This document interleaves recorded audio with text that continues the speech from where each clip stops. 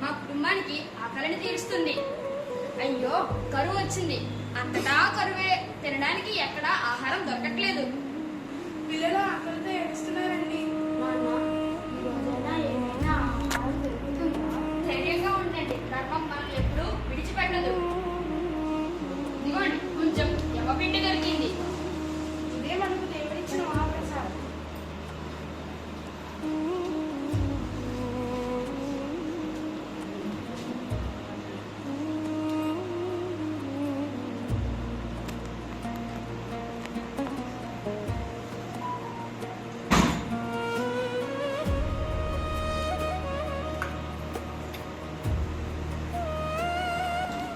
ఎవరైనా ఉన్నారా?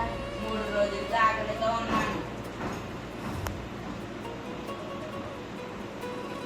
అతిథి దేవో భవ.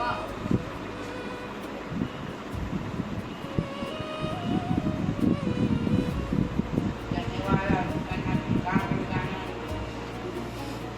నా భర్త చేసేది ధర్మాన్ని నేను కాదంటే తీసుకొని రాండి.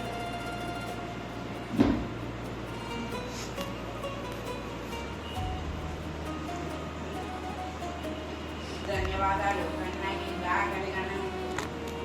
మా నాన్న నేర్పిన ధర్మమే. ఇదిగోండి, నా భాగం కూడా తీసుకోండి.